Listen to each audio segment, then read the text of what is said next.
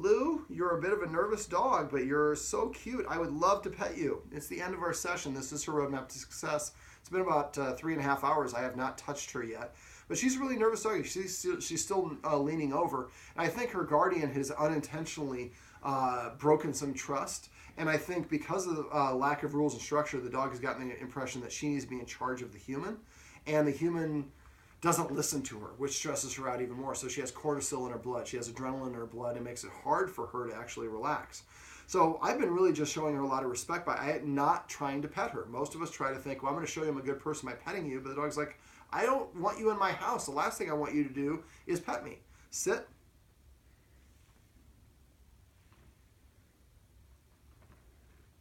Sit. Wouldn't have happened when we first started the session. But again, by showing, when you have a nervous dog, giving them space, letting them move away, and having the person not try to engage with her. So when you have guests come over, they shouldn't look at her, they shouldn't talk to her, they shouldn't try to pet her. They could drop some treats when they first come in, and you can give them a handful of treats. They maybe could throw them on the dog bed. One of the things we did was we created a command for the dog bed of, let me see if we'll do it right here, pool. So we toss the treat on the dog bed. When she gets it, we say the word pool after the treat goes in her mouth. Remember, anytime you're using a treat, the dog should hear the command word after the treat goes into their mouth, not before. But now you see she's lingering and hang out. We try to put her on my lap. That was just too much for it, and we're not going to force her to it. The guardian picked her up and put her on my lap. I didn't want to touch her because she told me she didn't want me to touch her. The more that I listen to her and respect her, the more comfortable I'm essentially earning trust. And most of us try to just take from the dog or force the dog to do things, and it breaks the trust. We have a couple of videos above about creating a conditioned emotional response. And the reason the dog doesn't like that harness is because the guardian has snatched her up and forced it onto her several times, even though she loves going for walks, and it's confounding for the guardian. Well, you love walks. Why do you not like this? This is associated with walks. Well, for whatever reason, she had developed a negative association with that. And then each time that we forced her onto that, we broke that trust even more.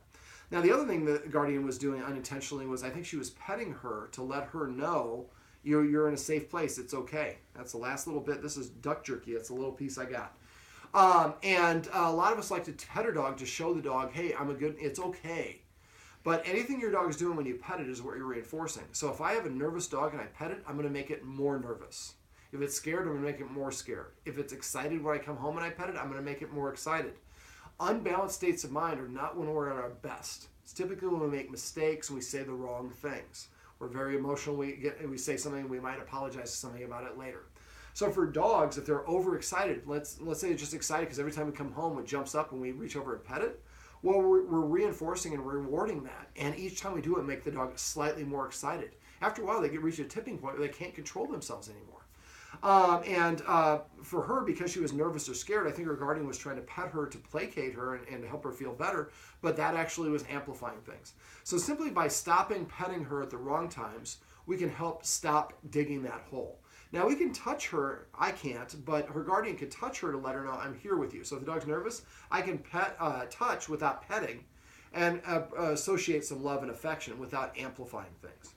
Now, to help the guardian stop doing the wrong things, what we went over was what I call petting with a purpose and passive training.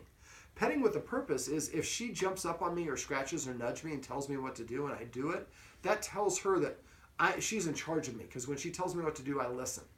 Well, after enough repetition, then she feels responsible for me, but if she tells me what to do and I don't do it, that stresses her out, and that increases her cortisol and makes things worse. So instead, what I want to do is flip the leader-follower dynamic. I want her to identify as being a follower, not a leader. And so we're going to take that burden of responsibility off her shoulders and help her feel more relaxed and not under pressure of feeling responsible for somebody who doesn't listen. It's great. She has not stiffed me the whole time, so a little bit from a distance. All right, and she was empowered to move away, so she feels better about that interaction. And you see, she walked by very relaxed. Before, she would squirt by if she walked by me at all. So for petting with a purpose, if the dog nudges me, scratches me, tells me what to do, instead of doing what the dog tells me what to do, I'm going to give it a counter order. Tell it to sit or lie down. Just do something to change its state. As soon as the dog sits, I would pet it under its chin and say the word sit, and only the word sit. Make sure you don't say good girl or good dog or, oh, what a smart dog, you sat down. Just say sit or whatever it is. So as soon as the dog tells me what to do, nothing happens. But if the human tells the dog what to do and the dog does it, it gets a reward. It gets a pet. gets a treat or attention or whatever it is. And then we say just the command word. And you can pet the dog for hours after that if you want. Now, after a while, what will happen is the dog will start coming in front of you and offering the behavior ahead of time to prepay for attention. I'm sitting to ask for you to give me attention and pat me behind the ear. Well, that's a much more appropriate way, and that's a very polite way to interact. So as soon as the dog does that, you want to reach over and pet it. A lot of my clients train their dogs to misbehave.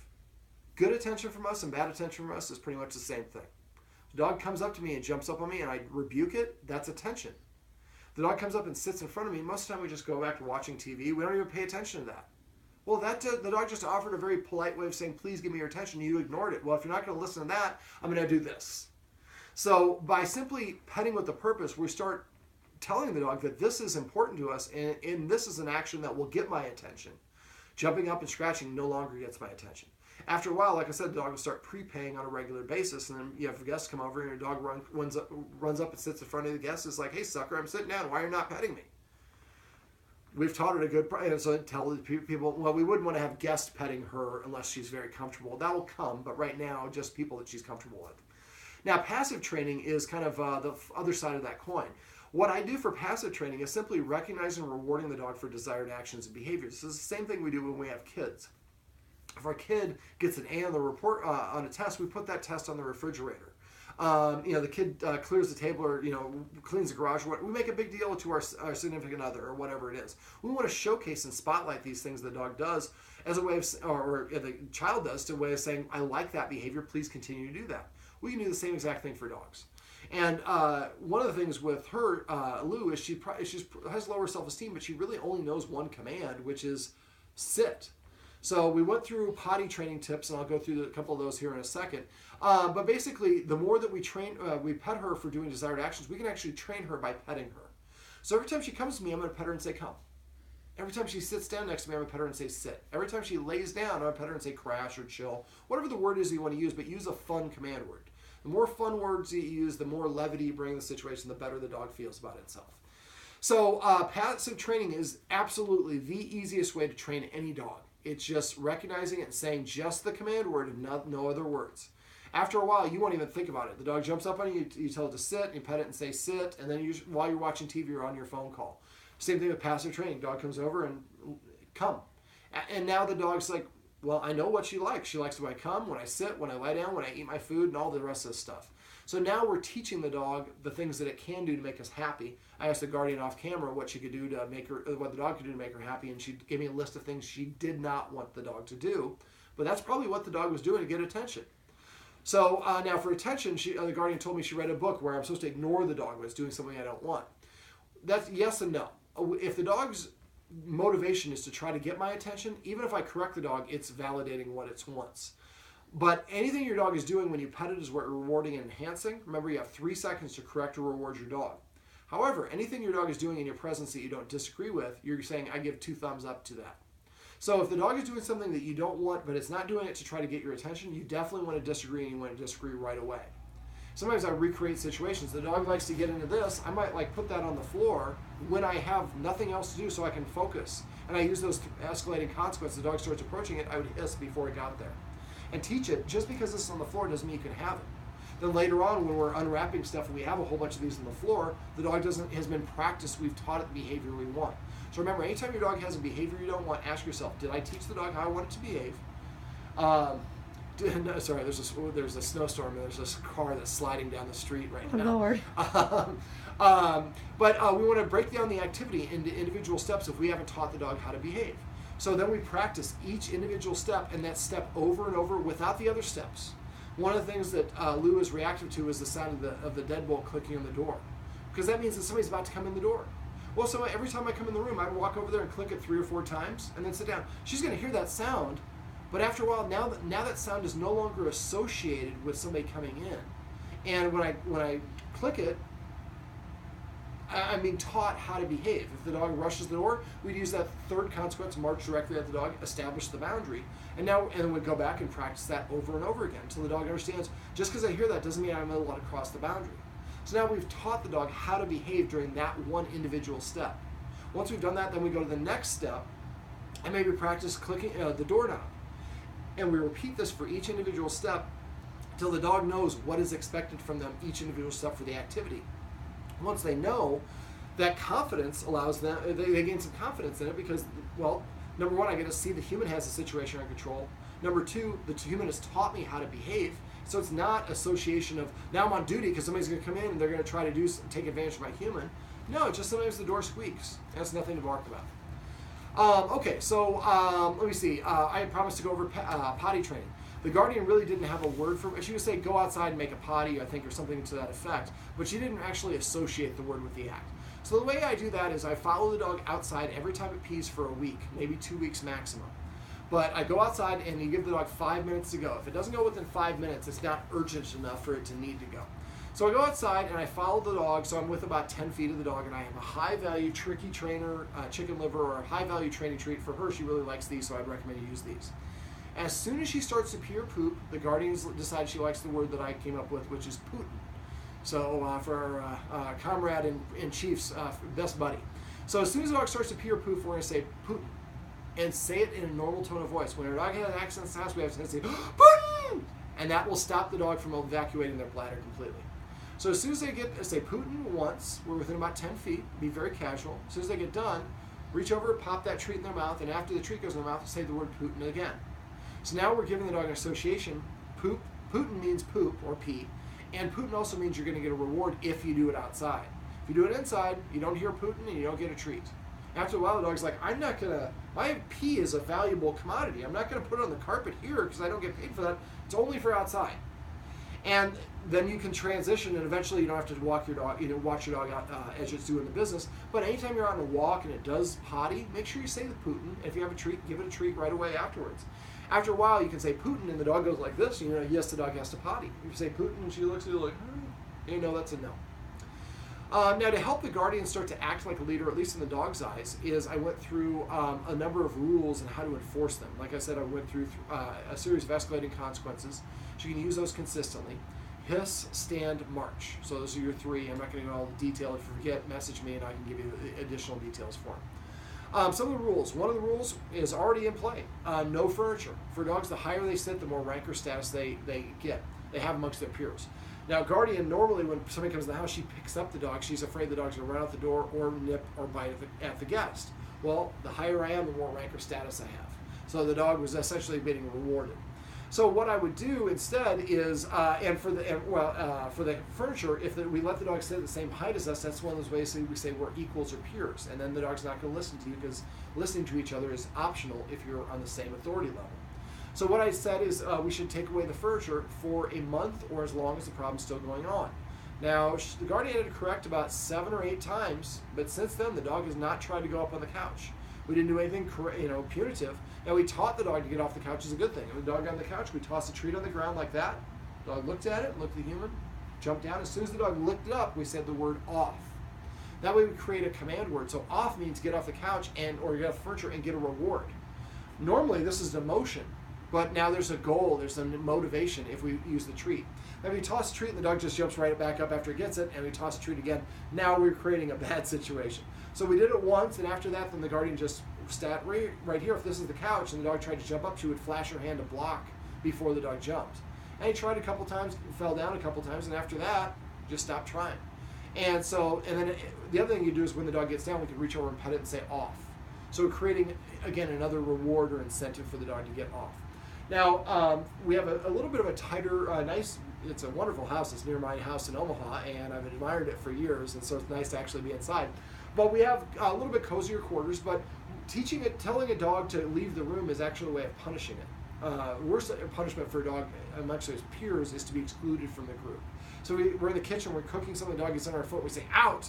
The dog's like, really, it's a triple negative for the dog, because you're mad at me, and I'm being forced to leave, and other things. So what we do is we can create directional commands. Go around the house. I would grab a tricky trainer like this, split it in half because she's a little dog, and let's say that there's a doorway right here. I'm in the room, and this is the hallway out here, and here's the doorway. The dog's in here with me. I touch the treat to the dog's nose, and I toss it right outside, about 2 or 3 feet outside the doorway. It runs out to get it, and when it licks that one up, I would say the word out versus off.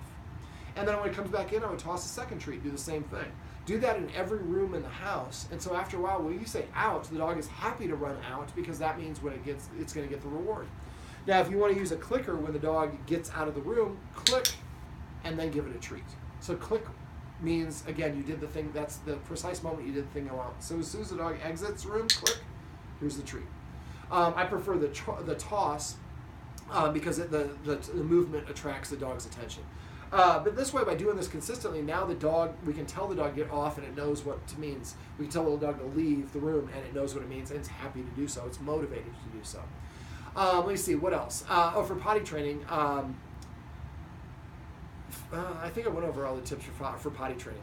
Now, we went over the anti-jumping technique. Now, the Guardian, her arms look like she's like the rape survivor. She's got all the scratches on her arms.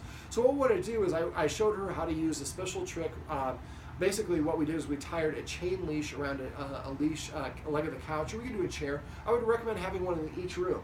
Now, what we do is when the dog gets really excited, is in that mode of wanting to jump up and get mouthy, grab the dog. It should always be on the collar. Remember to get a martingale collar like this. It'll have 2 loops, but the second loop, only the second loop should be a chain. This should be webbing, but this one should be a chain because she likes to chew on it, and she's going to chew her way to freedom. It's a chain she won't. And we want to get her used to wearing that collar all the time. Then what I do is if she's being boisterous or rambunctious, I grab her by the collar, bring her over, attach her to the leash, and I step right outside the leash. So let's say the leash only allows the dog to go this far and the dog's over here. I turn sideways and I'm just like a foot out of the dog's reach. And I'm not telling the dog to do anything. As soon as the dog calms down, I turn to face it and I reach down and I start to engage. As soon as I do this, the dog's going to start wiggling and get up. As soon as it does, I turn sideways again and step outside of its reach. Now, the timing for this needs to be precise. As soon as the dog's energy calms down, it becomes very interesting to you and you reach over and pet it. As soon as it gets up and shows excitement, doesn't have to be aggression, just excitement, I lose interest and I turn to the side. You're going to be doing this a lot at first, but after a while the dog will start sitting, and we don't tell the dog to sit. We don't disagree. The leash prevents it from jumping up on us. We're waiting for the dog to offer the behavior we want, so we're not micromanaging the dog. We're putting the dog in a stage scenario that allows the dog to figure out a different behavior. And when it figures out the behavior we want, we reward it. When it figures out any other behavior, we ignore it. And we get to repeat it a lot. After a while, the dog would just start sitting down because it's like, that's the only way the human's interested in petting me, is when I'm sitting. And then when you have guests come over after a while, they're like, oh my God, the dog just runs up in front of me and sits down and to ask for attention. Your dog is so well behaved now. You're like, of course, we had doggone problems come by and taught our dog how we want it to behave. Now, once we've had a little bit of time to practice the rules, not being allowed within 7 feet of somebody is also another rule. Another rule would be the dog has to sit before we let it in or out of the door. I go to the door and I say, sit once. If the dog doesn't sit within about 3 seconds, I walk away. I'm only going to say it once. Then I'm going to wait 1 minute. Make sure you're seated. Don't stand. And then after 1 minute, go back and ask Siri to give you a timer. After 1 minute, go back to the door and again tell her, sit. If she doesn't sit this time within 3 seconds, I walk away for this time for 2 minutes, then for 4 minutes, then for 8 minutes. So you're going to keep on doubling the length of time that you walk away. But as soon as you go over there and tell the dog to sit and it sits, that door opens up. There's remote control in their rear end. After a while, the dog would go sit at the door as its way of saying, I would like to go outside. Now, the Guardian was feeding the dog some people food, and the dog was also in her personal space, and it's frustrating for the Guardian because she's like, I can only take 1 or 2 bites, and the dog wants some more food. Well, we're rewarding it for doing that. So I'd recommend no more dog food. Most human food has onion and garlic in it, which is toxic to dogs, and it's the worst way to get it is a little bit every day. And I promise you, if you were eating a plate of poop, the dog would be just as interested in the poop. So no more feeding the dog people food. We're gonna eat something first, and when we're done eating our meal, we're gonna go feed the dog if it's time to do that. Dogs eat in the order of their rank. Now let's say the Guardian eats breakfast a little bit later than she wants to feed her dog. Well, what I would do, right now she leaves food in the bowl all the time because she's not a very good eater, but that actually usually exasperates the problem. So what I do is I would go over, put the food in her bowl, the appropriate amount that she's supposed to get just for that one meal. So if she's supposed to get a cup a day and she's fed 3 times a day, feed her 1/3 of a cup each meal. I typically feed a little bit, the heavier meal in the morning and the lightest meal in the evening. So when I go over and put it in the food in the bowl, I don't let the dog within 7 feet of it. I use the escalating consequences to move the dog away. Then I grab a chip, a cracker, a carrot, something I can eat in 5 or more bites. It can't be a smoothie. Don't pretend they'll know the difference. Dogs eat in the order of their rank. So if you don't eat something first and the dog eats, why should I listen to her? She doesn't even have eating privileges. So what I do is I go over, put the food in the bowl, and then the dog's not allowed to go into it. Then I eat something in 5 or more bites. When I get done, I walk over and I tap the bowl and give the dog permission to eat. Now, once the dog approaches the bowl, then it has a window of 3 minutes.